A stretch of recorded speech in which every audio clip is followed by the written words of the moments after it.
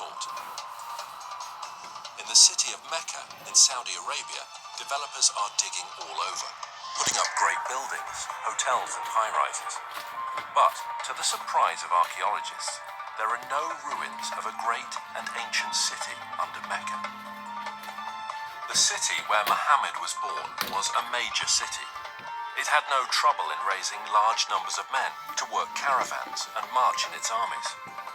Not only did it have a significant population, but it was also an agricultural city. وتسمى هذه المدينة اللي هي مكة بأم القرى في القرآن. أم القرى هي الاسم هذا المفروض يطلق على مدينة مبهرة، مدينة فيها آثار، مدينة فيها لها أسوار، مدينة يعني كبيرة معروفة. The Prophet Muhammad would go forth for his affairs and journey far afield until he reached the glens of Mecca and the beds of its valleys. Aisha, Muhammad's wife, mentioned how one of the men was longing for Mecca. Would that I but stay overnight in a valley filled with various kinds of grass? When we came to Mecca, we saw a town blessed with water and trees, and delighted with it, we settled there. Al-Bukhari speaks of a prisoner who was eating grapes while he was chained in irons, and he says, "This was not the time of fruit in Mecca." It's hard to believe that these things were written about Mecca. The area around Mecca is all rocks and desert. Mecca averages less than 10 centimeters of rain per year. With its extremely hot temperatures and barren conditions, this is scarcely enough to grow any vegetation at all, let alone grow enough food to support a large population. Yet, the holy city of Islam is described as having fields with trees and grass and soil, but there's no cultivatable land near Mecca. It doesn't match the ancient descriptions. Ibn Ishaq mentions that the people of Mecca were reluctant to cut down trees in the sacred area. The presence of trees and plants in ancient times can be easily tested by the presence of spores and pollen in undisturbed ancient soil. To date, there is no record of trees having ever existed in ancient Mecca. Another puzzle is that the city of Mecca is missing on all early maps of Arabia. One would expect that a major merchant city would be mentioned on early maps, but not one shows Mecca before the time of Islam. Over the years, I have gathered copies of many ancient maps of Arabia. I have diligently translated them, but never once did I find Mecca mentioned on a map before Islam. Did you know that the name Mecca does not appear in any literature prior to 740 AD? That's 120 years after the founding of Islam. Don't you find it puzzling that for the first 120 years of Islamic history, none of the surrounding nations knew anything about the existence of Mecca? How could a major city, a city that could raise thousands of men in its army, a city that had agriculture, trees, grass, fruit and grapes, be missed by other nations? How could a major city with walls, temples, and public buildings not be found in the annals of other nations, especially if it was a merchant city that undertook trade with all the nations around it? And most puzzling of all is that when we go to the physical location of this ancient city, we find that there is no early archaeological record. It was an insignificant location, not even on a trade route. Many historians today have come to the conclusion that the accounts of the founding of Islam are all myths. Obviously, there is a great discrepancy between what Islamic records tell us and what the archaeologists have been finding, so the conclusion they draw is that the Islamic records are just fabricated myths. In my years of study, I have become convinced that the early records are not myths, but that they refer to another location that fits all of these descriptions. I believe that Muhammad was born and raised in another place, and that Muslims are facing the wrong direction when they pray. According to commonly accepted Islamic history, the Kaaba was a major shrine in the city of Mecca and the focus of pilgrimage in Arabia. A good starting place might be studying the pilgrimage before the founding of Islam. وكما دون المؤرخ الطبري بأن هناك كان نوعان من الحج والعمرة. الحج الأكبر أو الحج الأصغر. وكان جد محمد كان يؤدي العمرة قبل الإسلام. This Umrah before Muhammad was at a time when the focal point of Arabian pilgrimage was to a place known as the Forbidden Gathering Place. This location held many pagan idols. وهذه الأسماء كانت موجودة قبل الإسلام، ولكن ما زال المسلمين إلى حد هذا الآن يستخدمون نفس الأسماء، ولكن هي الأسماء هذه إيتنا من الخارج، يعني من الوثنية، ليس أسماء إسلامية. In order for us to understand what was happening in pre-Islamic Arabia, we need to understand the importance of holy places in ancient Arabia. From ancient times, Middle Eastern religions have equated gods with regions rather than being universal. Modern readers of history have long been influenced by Greek and Roman concepts of the pantheon of gods and have failed to realize the significance that the ancient Arabs applied to gods of specific regions. In the eyes of the ancient Arabs, there were gods who lived in Mesopotamia, gods who lived in Egypt, and gods who lived in Greece, and so on. Arab merchants passing through an area would respect the local gods. They were not opposed to gods of different places. What they were opposed to was the representation of a god in human or animal form. They preferred to use geometric shapes. For instance, here is a god in the shape of a block. That one over there is shaped as a triangle. Each of these gods were considered local gods and must be respected when passing through their territory. Such a view of religion naturally leads to accepting territories and locations as being sacred to specific gods. Thus, the area around a temple, such as a particular valley or remote desert location, could be considered as sacred. It would have a precinct where people could gather, even with their enemies, and be safe, because violence was forbidden in the sacred precincts. When tourists enter the majestic beauty of Wadi Rum here in southern Jordan, they're so often taken up with the exquisite beauty of this valley and the rugged mountains that they miss a temple dedicated to the goddess Lat, or Allat as some call her. This Nabatean temple had a sacred area. It was located in front of the temple, with the mountains marking off the sacred area. Before Islam, Arabs were divided into many groups. They worshipped different gods and often fought amongst themselves over tribal issues. The one thing that held them together was the pilgrimage to a common ancient meeting place. The Quran calls this Masjid al-Haram, or the Forbidden Gathering Place. Masjid means gathering and is translated mosque today. Before Islam, there were no mosques, so the masjid was simply a gathering place. The Forbidden Gathering Place was a sacred place of refuge and security, where regular activities ceased and violence was forbidden, or haram. The concept of haram, or forbidden, is very strong in Islam. في القرآن ذكر المسجد الحرام، وهو المسجد الحرام في المدينة الإسلامية المقدسة، ويعتبر المسجد الحرام وما حواليه من المدن هو منطقة محرمة. Allah has made Mecca a sacred sanctuary, and it was a sanctuary before and will be so after. None is allowed to uproot its shrubs, or cut its trees, or hunt its game. So we have two descriptions of the original holy city of Islam. It was a haram place where killing was forbidden, and it was the focus of the pilgrimage for many centuries before the founding of Islam. Now look here, much of the graffiti found throughout the Negev and southern Jordan was written by people on pilgrimage to the ancient city of Petra in southern Jordan. Thousands of people scratched their names and messages on rocks as they made their way to Petra for pilgrimage. This creates a problem for us.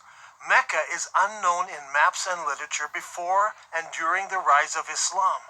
The descriptions, such as the center of the trade route, the mother of all cities, and the focal point of the ancient pilgrimage, do not fit. How can we solve this?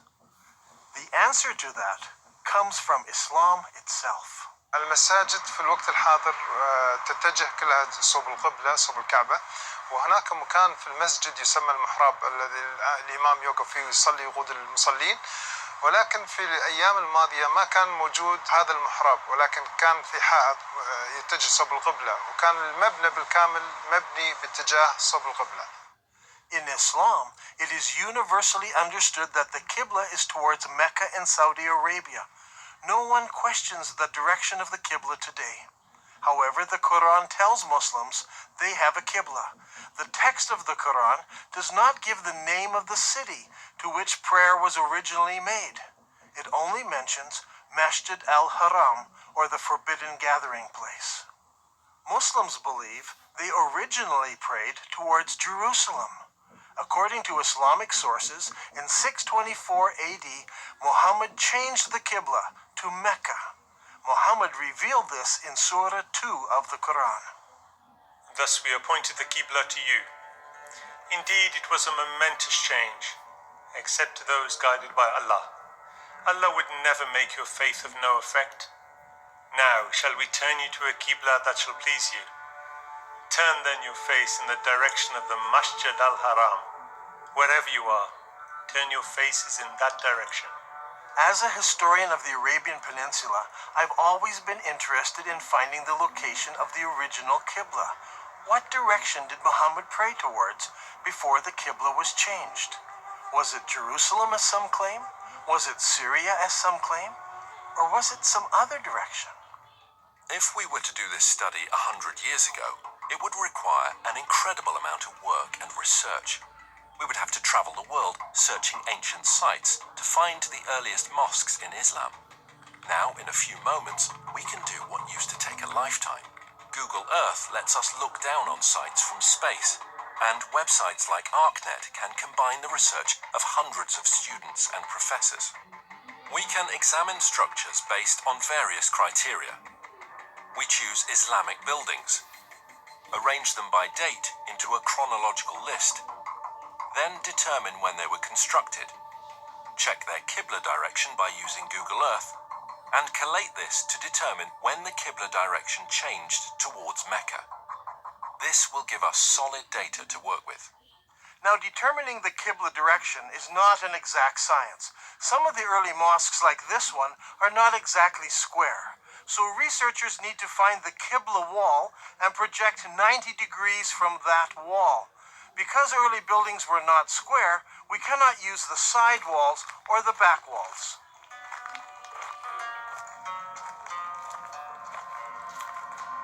This is the mihrab of an old mosque. The early Arabs set the Qibla direction using the stars, and they were very accurate. The best way to determine the Qibla direction is to visit the mosque and use an actual accurate GPS unit. Not every mosque can be used for this study. Many of them were totally reconstructed over time, so much so that it is no longer possible to determine their original Qibla direction. However, a number of mosques survive. For instance, there is a mosque called the Mosque of the Two Qiblas in Medina. Islamic history tells us that it was in this very mosque that the companion leading prayers was told of the Qibla change. So he turned around and started praying towards Mecca. The question is, where did he originally face? Muslims have a ready answer. He prayed towards Jerusalem. Now today the Mosque of the Two Qiblas faces Mecca. But in 1987 the mosque was completely torn down so it could be rebuilt. During the construction process, the old foundation was revealed, and they discovered that it did have a Qibla wall that did indeed face north, generally towards Jerusalem. And so Muslims believe originally the Qibla was towards Jerusalem. There is a simple way that this can be put to the test. If we go to the earliest mosques that were built, where we can identify their direction of prayer, we can plot them on a map and see if their lines converge. We'll find one of three things. They all point in different directions. They all point to Jerusalem, or they all point to another location. After the Mosque of the Two Qiblas in Saudi Arabia, there are a further 11 early surviving mosques that we can research. These are located in China, Egypt, southern Jordan, Lebanon, central Jordan, Yemen, Israel, Iraq, Jerusalem, West Bank, and lastly Lebanon. So, if we go in the order that they were built, the second surviving mosque was built in Guangzhou, China. Guangzhou is the modern name for what was known as the city of Canton. When Marco Polo reached this city in 1300 AD, he discovered over 100,000 Arab and Persian merchants living there. You see, the Arabs had been trading with the Chinese for hundreds and hundreds of years. This is all well documented. And so Abu Waqas, an uncle of Muhammad, traveled to China on a trade mission. And according to Chinese manuscripts, he built a mosque for the Arabs in Canton in 627 AD, or 6 years after the founding of Islam. I personally examined this mosque and used a GPS unit to determine the mosque's Qibla direction. What I found was surprising. This mosque does not face Mecca. It faces 12 degrees north of Mecca, meaning that it does not face Jerusalem either. Its Qibla passes south of Jerusalem. The next mosque was built in 641 AD, about 20 years after the founding of Islam, in the town of Fustat, just outside of Cairo. This mosque was rebuilt and enlarged several times, so that today the original foundation is no longer evident. However, a description of the original ground plan of the mosque survives, and the Islamic records tell us that the first Qibla pointed east and later had to be corrected towards the south, towards Mecca. The next surviving Islamic building is the Umayyad Palace, built here at Humayma in southern Jordan. Around 700 AD, or about 80 years after the founding of Islam, the Abbas family built a large manor house here. This house had no special mosque area. Rather, the faithful would line up here in the courtyard to pray. This house has Qibla direction, but it is not towards Jerusalem. The following year, a new mosque was built in Baalbek in Lebanon. Notice that its Qibla does not point to Mecca. 1 year later, the Umayyads built a large and impressive mosque here on the citadel in Amman, Jordan. This mosque points south. Mecca is over there.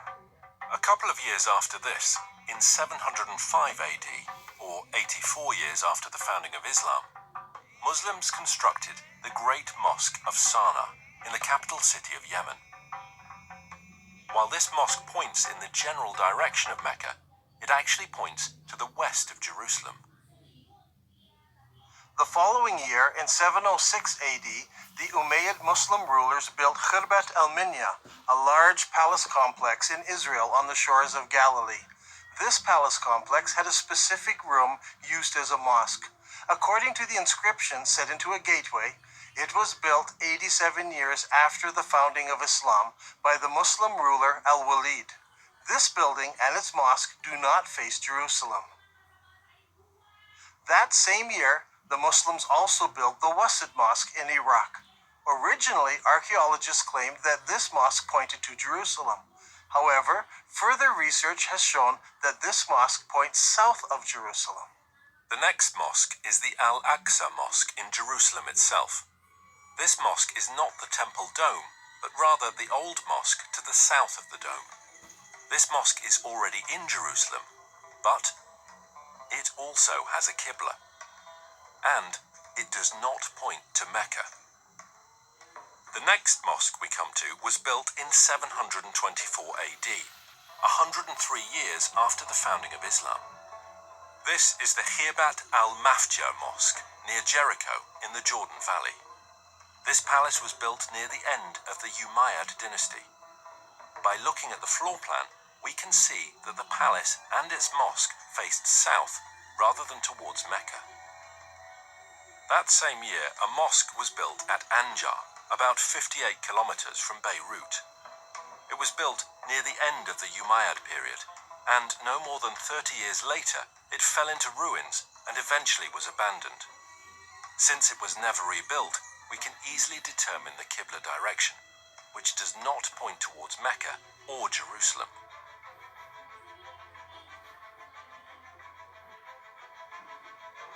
Now, let's put this all together onto one map.